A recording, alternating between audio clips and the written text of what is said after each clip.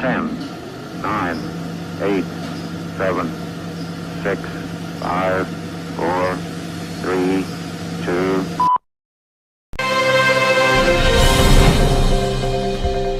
Amin pong hinanap ang isang pilantropong ito, bilyonary negosyante, si Ginoong Francis Leo Marcos ay nasa linya natin. Missy, magandang umaga po sa inyo, Ginoong Marcos. Magandang umaga rin sa inyo, Ginoong Henry at Missy. Opo. Nako, salamat po naman. Alam naming napakahalaga ng inyong oras, napakahalaga ng inyong panahon. Marami kayong mga engagement, marami kayong mga activities. Ay pinaunlakan ninyo kami. Una tigit sa lahat, ang pakay namin maihatid sa ating mga kababayan ng inyong pong advokasya. Yun na nga po at actually po talagang 2 oras na lang ang tulog ko, no? Aha. Pero katulad nga po nung naipangako ko is siguro babalik sa normal yung buhay ko after siguro nitong pandemic. Aha. Pero baka hindi na ho bumalik sa normal sapagkat ang dami na po ninyong natulungan. Yan na nga. Yun na nga po eh. Pero all out po ako dito. Nagkasundo naman ho kami ng aking asawa na sabi ko nga kung ano yung meron sa atin dito ay ibibigay natin talaga sa ating mga kababayan. If that is the only way to help our government to avoid any possible dark ages to come. Pero napakarami na po ang inyong natulungan, lalo na ho yung mga mahihirap. Sa ngayon, saan na po kayo nakapamahagi ng tulong, Ginoong Marcos? Actually po, nag-umpisa po ako sa Metro Manila. Tapos sinunod ko agad yung buong Cagayan Valley po. Siguro po sa Cagayan Valley, nakapagbigay na ako ng kulang-kulang 100 tonelada. Tapos bumaba na ho ako ng Nueva Ecija. Nakarating na rin po sa Pampanga yung aking tulong. Ngayong araw na to, kasalukuyan ho nagdi-distribute ang San Simon sa pangunguna ng dating mayor na si Canlas at saka ang Mexico, Pampanga. At kahapon ho, nakapagbigay tayo sa lahat ng mga bilanggo dyan sa BGMP at saka sa Bucor ng 100 sako para kahit papano alam natin na ang gobyerno may pagkain para sa bilanggo. Sa gipit ngayon, at least once in their jail time, merong talagang busog-lusog talaga sila. Ganun na rin yung mga kapulisan ng Bucor na bigyan natin. Tapos dito sa NCR. So marami na po sir, hindi ko na po mabilang. Ang tanging nabibilang ko lang ho is nasa 250 tonelada na ho. Wow, dami nun, ano? If we're going to put that on million, ilang milyon na ho yun? Marami na. At nagpadala rin ho tayo kay Mayor Isko kahit pa paano makatulong. Very good. Missy, you have question? Yes, Sir Francis. No, matanong ko lang po, may mga nagsasabi po na baka daw kayo ay may balak na mamulitika kaya ninyo po ginagawa ang kabutihang ito. Ano daw po ang masasabi ninyo rito? Alam mo, Missy, no? Kumbaga, sinubukan ko na dati pero pero underage ako noon eh. Kumbaga, subok lang, naisipan ko lang, no? Pero sa totoo lang, wala ko tayong balak sa politika. Kumbaga, yung nakaraan is katuwaan kanya. So siguro dumating na doon sa punto na masyado na po tayong matured, no? At naisip ko, kung hindi ko to sisimulan, the very first day ho na nag-lockdown, lumabas ako, hindi ko pa alam kung ano yung nangyayari. Pag ikot ko sa PHEDSA, nakita ko yung mga pulubi natin. Na wala ho yung nanlilimos, yung umaasa sila sa mga manlilimos sa kanila.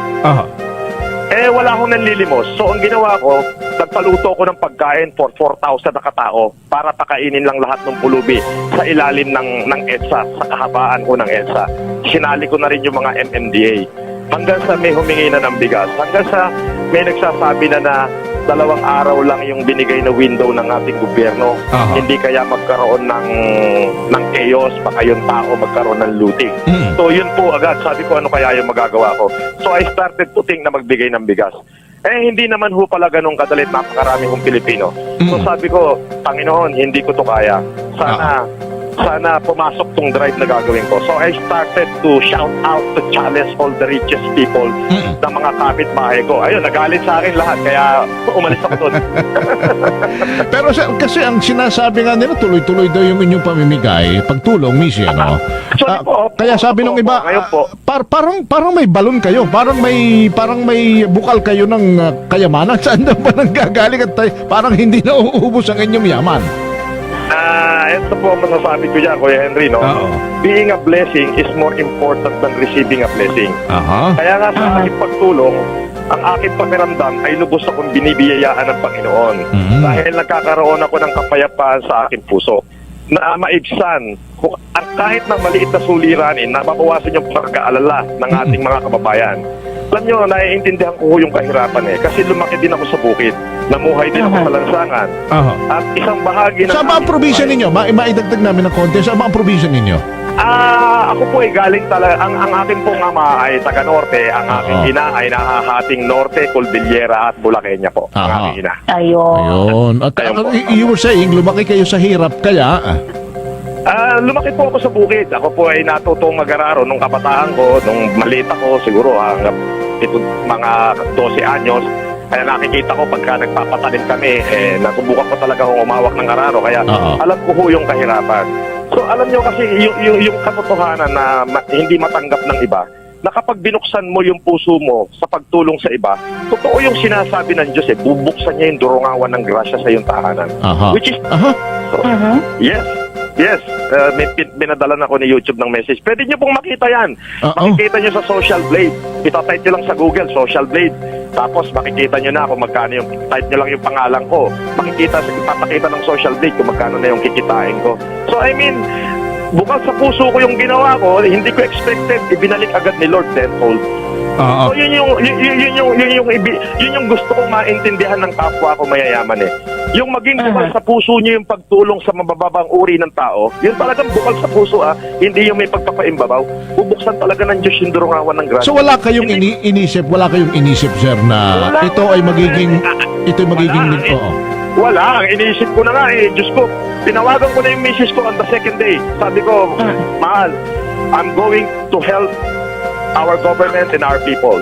Kasi kung hindi ako tutulong, hindi ko to i-ignite, baka mamaya may nagsasaksakan na dyan. Parang yun nangyari ko sa Laguna ngayon. Namukitin ko, yung hindi nakahingi ng pasis, sinaksak niya yung barangay Kamitan. Tinaga, ano bang Tinaga po. Meron ba kayong gagawin doon? May tulong po ba kayong ibibigay? I mean, yun agad po yung mga naiisip na pwedeng mangyari. So sabi ko sa misis ko, wag mo nang intindihin yung meron tayo rito. Ibibigay ko talaga sa tao to. Kung mauubos to, uubusin ko talaga. Pagtsagaan natin kung ano yung meron tayo dyan sa Japan.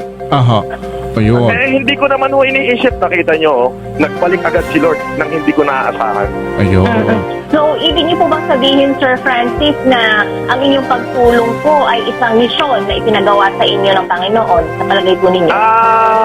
Hindi ko po ito alam kung pinagawa ng Panginoon. Pero since 2007 po, Sir, ako po ay tumutulong na. Kumbaga, talagang nasa puso ko na yung pagtulong. Halimbawa ako'y kumita, yun talagang kalahati ng aking kinikita, itinutulong ko sa tao yan. Makikita nyo sa record ko yan, talagang 2007 nung nagsimula ako maghanap buhay, ay kalahati na ng aking kinikita, ibinibigay ko na.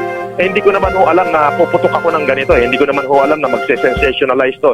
Kaya lang naman ako nag-Facebook, hindi na nga ako marunong mag-YouTube. Oo, talaga na siguro kung kayo ay sa mga panahong ito ay nasa lusak pa ng kahirapan at naroon kayo sa Kanayunan o narito na sa Maynila pero kayo ay nakikipagsapalaran pa rin para kumita ng pangkain araw-araw.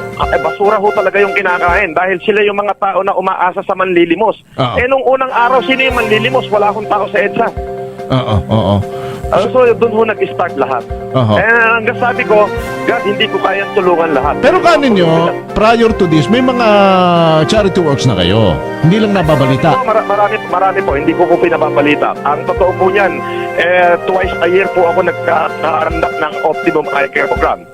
Yan po, magbibigay ako ng libreng check-up. Kaya kung saan po, almost 32,000 na beneficiary na bigyan po natin ng libreng eye check-up at libreng corresponding eyeglasses.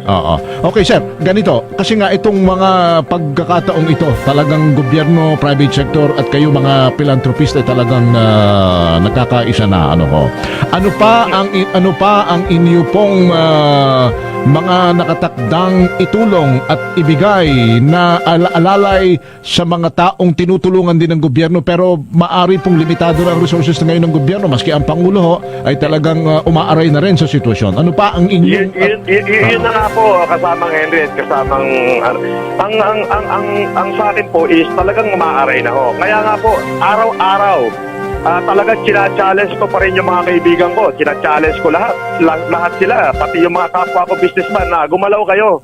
Ano pang magiging silbi ng kayamanan natin kung lahat tayo mamamatay na? Yan naman hong pera mababawi yan eh. Kung madali naman hong i-recover yan eh. Kung at least makakapagsimula huli tayo. But higit sa lahat, sa panahon ngayon, kailangan ho tayo ng ating taong bayan. Hindi na ho para sa taong bayan. Hindi na rin para sa Republika. Para na rin ho sa sarili natin. Kung magkakaroon ho ng gulo, pinasok yung mga bahay-bahay natin ng mga tao, di pinatay pa tayo. Di lalong mapupunta ho sa wala. So, ako'y nag-iisip lamang po ng tama. Kaya po ngayon po hanggang sa mga tutuloy-tuloy pa, actually po ngayon naka-schedule ko pong bigyan ay yung Chaong Quezon, yung Muntinlupa, tapos yung isa pong staff ko, yung mag-asawang Bricks, sila naman ho yung tumitingin doon sa mga nagre-request ng gatas. Gawa nga nang daw ho yung merong mga single mom na walang trabaho, no work, no pay, pinadadala ho sa amin yung video, tubig na ho yung ipinasususo sa kanilang mga anak eh. Oo. Alright. So, yun na parang bilang malayang mamamayan na parang napakapuno nung ganong sitwasyon. So sabi ko, sarili ko, Panginoon, kung ito yung gusto mong mangyari, di mangyari po ang kaloob mo, wag ang kalooban ko. Basta ang malinaw na nakikita ko riyan sa inyo, Missy Ren, handa kayong bumalik sa pagtulog sa bangko, pagsakol ng kanin sa sahan ng saging, makatulong lang sa kapwa. Tama ba? Tama po kayo. Kaya actually po, lately na lang ako naintindihan ng aking asawa. Nung una, pangatlong araw, sabi niya, pag di mo tinigilan yung kalokohan mo, maghihiwalay tayo. Sabi ko, di sige, maghiwalay tayo. Pero nung nakita niya na talaga na binubuhos ko na lahat, biglang tumawag sa akin, sige, ubusin mo na. Tapos pag naubos, uwi ka na dito sa Japan, dito ka na tumira. Talaga naman. Pero nabiyayaan ng maunawaing asawa, no, kahit Oo, napaka maunawahin. No. Siyempre, hindi niya maiwas, nagagalit nung una kasi parang nasisiraan na raw ako ng ulo. Di sabi ko, sige, bahala ka. Pero nung pangatlong araw, hindi ko na siya pansin. Pag na araw, nakita niya, binubuhos ko na. Tumawag na, di na ho nakatest. Sabi niya, sige. Sana ho, Sir Francis, kung ano man ang inyong naririnig ay ito sasabihin ko na sa bayan ng Pilipino, no ho. Kasi marami ako naririnig na keso kayo raw ay isang bogus, marami raw kayo kung ano-ano. Alam mo ninyo, maaari kong sabihin sa kanila, wala kaming pakialam sa akusasyon nyo sa isang taong gumagawa ng mabuti dahil walang sino man sa mundong ibabaw na nabubuhay nang walang bahid sa sarili. Alam niyo, ayoko na lang kung pahalakihin yan.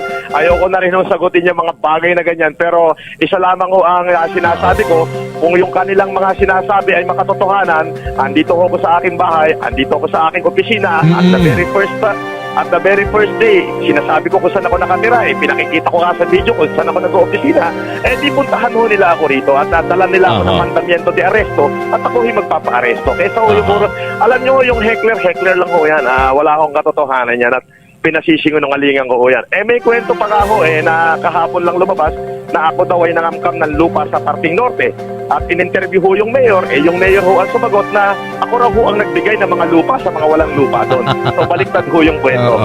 Di bali ho, at on our own capacity, kami ni Missy, sapagkat galing ako talaga ako'y anak ng mahirap na bayan at hanggang sa ngayon ay maski pa paano ay nakakaraos naman kakampining. Sampayan po yan. Sa San Antonio, Quezon ho ako. Kalapit ng Chaong. Para sa'yo. Sige, 5 tonelada ako. Upon your disposal. Nako, baka ho. Kung mahirap na bayan ho talaga yan. Sige, third class municipality, Sir Francis. Kaya pa naman ho ng aking butas na ho yung 2 bulsa ko. 4 ho yung bulsa ko Yung 2 ho'y butas na. Yung isa medyo malapit na pero meron pa ho nakareserbang isa. Sige po, kapatid na Henry, pagpadalaman lang ho kayo ng kahit nakaperasong sulat para dito sa kung sino man ho ang pick up, pwede na hong pick upin. Hintayin lang ho, siguro pag darating within 2 to 3 days yung aking trailer manggagaling ng norte. 5 tonelada po ako para doon sa bayan mo. Pero it is upon your disposal. Kasi kayo ho yung higit na nakakaalam kung sino yung mahirap at hindi. Kasi wala naman po kinalaman doon. Sige po, basta Sir Francis, ang aming pong palaging dalangin at dasal ay sana po hindi lang biyaya ng kayamanan ng inyo pong angkinin, kundi ang lakas ng katawan, ang patuloy na tatag ng emosyon at espiritual na bagay sapagkat dito po tayo humuhugot, alam ko, lalo po ng compassion sa ating kapwa. Yan po, ang pananaw ko po dyan is yung Pasal 91 na kapatid na Henry, no? Sabi nga ni Lord, do not fear for I am with you. Aha. So, gusto kong patunayan kung totoo talaga yung sinabi niya na do not fear for I am with you. So, wala po akong tulog at laging puyat, laging pagod. Pero pag gising ko po ng umaga, kahit isang oras lang yung aking tulog, ay nakakaramdam po ako ng kaibang kalakasan. Aha. Maaaring spiritual. So, totoo Anong po may, yung sinasabi Sir ng Francis, Pasal 91. anong may mensahe ninyo sa ating mga kababayan nakikinig ngayon? Na siguro yung iba ay nag-aantay ng inyo pong mga word of encouragement din na Ganito po, tayo po ay manatili sa ating mga tahanan para hindi po tayo magkahawa-hawa. Sumunod po tayo sa Enhanced Community Quarantine. At kami naman po, yung pong iba, gustong mag-message doon sa aking YouTube channel, mag-message po kayo para at least mabasa ko po talaga yung inyong mga mensahe kung ibigay yung ating pangangailangan. At syempre, ganun na rin po ako, tutulong po ako, kapatid na Henry, sa abot ng aking makakaya. Lahat po ng meron na basiya, yun lamang po, kaysa kayo ay magrarayat, maglalabasan, baka lalong tumagal yung quarantine. So sumunod na lang po tayo sa pinag-uutos ng ating gobyerno at kami po itutulong sa abot naming makakaya. Alright, Sir Francis, maraming salamat po. Pagpalain po kayo at from time to time kami makikipag-unahin sa inyo. Huwag kayong mag-alala. Pag may bababag, pag may bababag sa inyong mga tao, haharapin. Ayan, yun na po yan. Kapatid na Henry, kung sino po yung naka-coordinate nyo sa aking opisina, balikan nyo po at ipareredy ko po yung 5 tonelada para sa inyong bayan. Missy, ikaw ay may binabanggit kang Ilocano. Mukhang mag-Ilocano kayo. Josie Aguina, keng kaabot ng Leo Marcos. Kang ano mo, naging himang matpos niya. Baka kaya ang lalim ng bulsa. Yung pangalawang bulsa, malalim. Agyaman ak launay kanyam, thank you DJ lang ti may baga agyaman ak kanyayo apo sa pagan-ano sa nyo laktan no anak ti makayanak nga maitulong kadi kakapsat kayo marigrigat. Alright. Sir Francis, maraming salamat. Hindi ko na maintindihan, nagpo-foreign language na kayo ni Missy. Sir Francis, salamat. God bless. Thank you so much. Sige noong Francis Leo Marcos, ang philanthropist, billionaire, businessman.